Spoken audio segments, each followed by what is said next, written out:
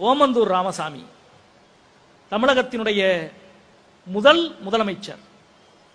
இன்றைக்கு அந்த பதவி முதலமைச்சர் என்று அழைக்கப்படுகிறது. அன்றைக்கு அந்த பதவிக்கு பெயர் பிரதம மந்திரி. ஏனென்றால் தமிழ்நாடு, கேரளத்தின் ஒரு பகுதி, ஆந்திரம், கர்நாடகம் அனைத்தையும் இணைத்த சென்னை ராஜதானியினுடைய பிரதமராக இருந்தவர் ஓமந்தூர் ராமசாமி ரெட்டியார் என்று அழைக்கப்படுகிற ஓமந்தூர் ராமசாமி அவர்கள். 1947 ஆகஸ்ட் 15ஆம் தேதி இந்த நாட்டிற்கு விடுதலை கிடைத்த பொழுது சென்னை மாகாணத்தினுடைய பிரதம மந்திரியாக இருந்தவர் ஓமந்தூரார் அவர்கள். அவர்களை பற்றி கேள்விப்பட்டிருப்பீர்கள்.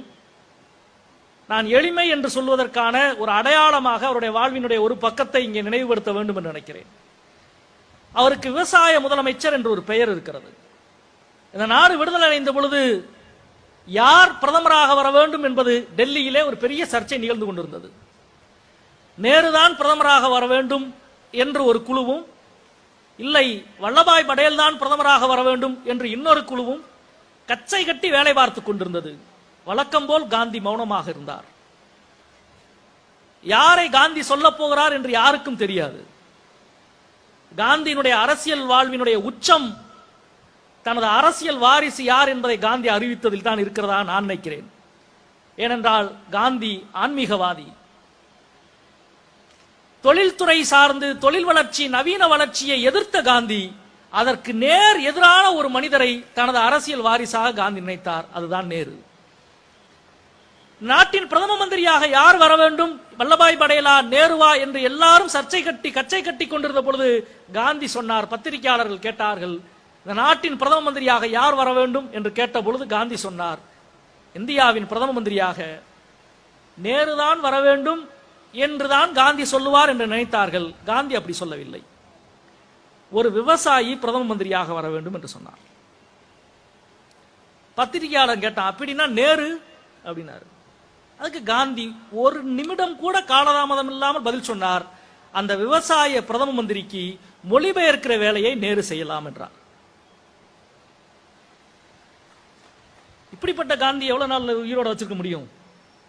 அந்த கதை தனி. என்னவென்றால் வெறுமன ஒரு வார்த்தையாக காந்தி அதை சொல்லவில்லை. இந்தியாவில் அன்றைய மக்கள் தொகை 36 கோடி மக்கள் தொகை கொண்ட ஒரு நாட்டில் 35.5 கோடி பேர் விவசாயத்தை நம்பி வாழ்கிறார்கள். விவசாயத்தை நம்பி 35.5 கோடி மக்கள் வாழுகிற ஒரு நாட்டில் ஒரு விவசாயி பிரதம மந்திரியாக இருந்தால்தான் விவசாயினுடைய வாழ்க்கை, அவன் படும் பாடு, அவன் அடையும் துன்பம், அவன் வடிக்கும் கண்ணீர், அவன் சிந்தும் ரத்தம், அவன் உழைப்பின் மனமும் குணமும் வெறியும் தெரிந்த ஒருவன் இந்த நாட்டை ஆள வேண்டும். அதுதான் இந்த நாட்டை நன்னறி நோக்கி நடத்தும் என்பதால் ஒரு விவசாயி பிரதம மந்திரியாக வர வேண்டும் என்று காந்தி சொன்னார். காந்தி சொன்ன பொழுது தமிழ்நாட்டிலே ஒரு விவசாயி பிரதம மந்திரியாக இருந்தார். அவர்தான் ஓமந்தூர் ராமசாமி ரெட்டியார். வாரத்திற்கு 5 நாள் அவர் சென்னையிலே, கோட்டையிலே பிரதம மந்திரியாக பணியாற்றுவார். சேலத்துக்கு பக்கத்தில் இருக்கு ஓமந்தூர் என்ற சிறிய கிராமம். வெள்ளிக்கிழமை சாயந்தரம் சென்னையில இருந்து ரயிலிலே புறப்பட்டு சனிக்கிழமை காலை ஓமந்தூருக்கு போய் சனி ஞாயிறு 2 நாளும் அவரது தோட்டத்தில் அவரே தண்ணி பாய்ச்சுவாரு, களை எடுப்பாரு, நாத்து நடுவாரு, எல்லா விவசாய வேலையும் பார்ப்பார். அரசியல் சம்பந்தமாக எந்த நண்பரையும் சந்திக்க மாட்டார். அரசாங்க கோப்புகள் எதுவும் பார்க்க மாட்டார். எந்த அரசு அதிகாரிகளும் தனது நிலத்தில் கால் வைக்க அனுமதிக்க மாட்டார். இந்த 2 நாள் நான் விவசாயம் பண்றவன் என் கூட வா, விவசாயத்தை பத்தி பேசுறவன் வா, கூட இருக்கிற சம்சாரி வா, மத்தாரு வராது என்று சொல்லுவார். 5 நாள் கோட்டையிலே முதலமைச்சராக பிரதம மந்திரியாக இருந்துவிட்டு 2 நாள் விவசாய வேலை செய்துவிட்டு மீண்டும் ஞாயிற்றுக்கிழமை இரவு ரயிலிலே புறப்பட்டு திங்கட்கிழமை காலையில கோட்டைக்கு போய் ஃபைல் பார்ப்பார். ஒரு சம்பவம் நடந்த வாழ்க்கையில் சேலம் மார்க்கெட்ல வழக்கம் போல காலையில் இருக்கிற காய்கறி மார்க்கெட்ல எல்லா காய்கறிகளும் வித்துக்கிட்டு இருக்கு. ஒரு கடையில மட்டும் வெண்டிக்காய், மற்ற எல்லா கடையிலும் வெண்டிக்காய் கிலோ காலனா, ஒரு கடையில மட்டும் கிலோ 8 அணாக்கு வித்துருக்கான் ஒரு கடைக்காரன். ஆனா 8 அணாக்கு விற்கிற வெண்டிக்காவை எல்லாரும் மக்கள் வாங்கிருக்கான், கூட்டமா நின்று வாங்கியிருக்கிறான். தமிழகத்தில் ஒரு மிக முக்கியமான பத்திரிகை நிருபர் அந்த இடத்துல இருந்திருக்காரு. அவருக்கு புரியல, எல்லா கடையிலையும் காலனா சொல்றான் வெண்டிக்காய், இந்த கடையில மட்டும் 8 அணா சொல்றான், ஆனாலும் ஜனம் வாங்குறானே, என்னப்பா சமாச்சாரம் கடைக்காரன் கேட்டா அவன் சொல்லியிருக்கிறான், இது சாதாரண வெண்டிக்காய் எல்லாம் என்னாச்சு அப்படின்னு இருக்கான். என்ன சாதாரணமா தானே இருக்கு, எல்லா வெண்டிக்காய் மாதிரி தானே இது இருக்கு, என்ன விஷயம்? இப்ப இது முதலமைச்சர் தோட்டத்துல அவரே நாத்து நட்டு அவரே தண்ணி விட்டு அவரே பறிச்ச வெண்டிக்காய். நான் காலனா விலை ஜாஸ்தி தான், இஷ்டம்னா வாங்கு, கஷ்டம்னா தள்ளி போடான்ட்டான். அடுத்த நாள் பத்திரிகையில் முதல் பக்கம் கட்டங்கட்டி இந்த செய்தி வந்தது. சென்னையிலே கோட்டையிலே இதை பார்த்த ஓமந்தூரார் வழக்கம் போல வெள்ளிக்கிழமை சாயந்தரம் ரயில் ஏறி சனிக்கிழமை காலையில சேலத்தில் வந்து இறங்கணுன்னே நேரா நான் தன்னுடைய தோட்டத்துக்கு போல, அந்த மார்க்கெட்டுக்கு கொடுப்பா வண்டின்றாரு. நேரம் அந்த மார்க்கெட்டுக்கு போய் அந்த கடைக்காரரை பார்த்து, யார் அந்த கடைக்காரர், நீதானா அப்படின்ட்டு ஒரே ஒரு கேள்வி கேட்டிருக்காரு. என்னுடைய பிரதம மந்திரியர் பதவியை காலனா லாபத்துக்கு பயன்படுத்துறது நியாயமான்னு கேட்டிருக்காரு. அவர் ஒரு மிக முக்கியமான விஷயம், நான் தெரிந்து கொள்ள வேண்டிய ஒரு சம்பவம்.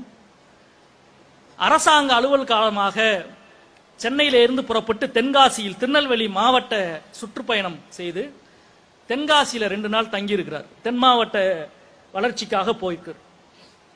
2 நாள் தென்காசியிலே அரசாங்க விடுதியிலே தங்கி இருந்து விட்டு, கவர்மெண்ட் கெஸ்ட் ஹவுஸ்ல பங்களால தங்கிட்டு 2 நாள் கழிச்சு புறப்பட்டு மீண்டும் சென்னைக்கு வந்துட்டார். சென்னைக்கு வந்து சென்னை ரயில் நிலையத்திலிருந்து முதலமைச்சர் பங்களாவுக்கு போய் அவருடைய அம்பாசிடர் கார் நின்றுச்சு. கார் நின்று கார்ல இருந்து இறங்கி அவர் போறாரு. அவர் போனதை பார்த்து அவர் உதவியாளர், அவர் கூட பயணம் பண்ண அவருடைய உதவியாளர் கார் டிக்கியை திறந்து உள்ள இருந்து 2 பலாப்பழத்தை எடுத்துக்கிறார். யாரு? முதலமைச்சருடைய நேர்முக உதவியாளர். இந்த மனுஷன் படி ஏறி உள்ள போயிட்டான் நினைச்சு அவர் அந்த பலாப்பழத்தை டிக்கில இருந்து எடுத்துக்கிறான். இவர் படி ஏற பொழுது பார்த்திருக்காரு, பலாப்பழத்தை எடுக்கிறது தெரிஞ்சிருக்கு. வந்து பலாப்பழத்தை நாம இருக்கிற பொழுது வாங்கின மாதிரி தெரியலன்னு கூப்பிட்டு, என்னப்பா பலாப்பழம் அப்படின்னு இருக்காரு. இல்லைங்க, நம்ம தங்கியிருந்த தென்காசியில நம்ம தங்கியிருந்த அந்த கவர்மெண்ட் பங்களால நிறைய பலாமரம் இருந்துச்சு, நிறைய பலாப்பழம்லாம் தொங்கிக்கு இருந்துச்சு இல்லையா, அதான் ஒரு 2 பலாப்பழத்தை பறிச்சுட்டு வந்தேன் அப்படின்னு. அப்படியா, என்கிட்ட நீ சொல்லல, அங்க ஒரு வாட்ச்மேன் இருந்தானே அவன்கிட்டயாவது சொன்னையா அப்படின்னு கேட்டுக்காரு. முதலமைச்சருடைய உதவியாளர் கிட்ட வந்து ஏன் பறிக்கிறேன்னு வாட்ச்மேன் கேட்பானா? அவனும் கேட்கல, இவரும் சொல்லல. இவர் தலையை சொரிஞ்சுக்கிட்டே வந்து, இல்லைங்க சொல்லலையா அப்படின்னு இருக்காரு.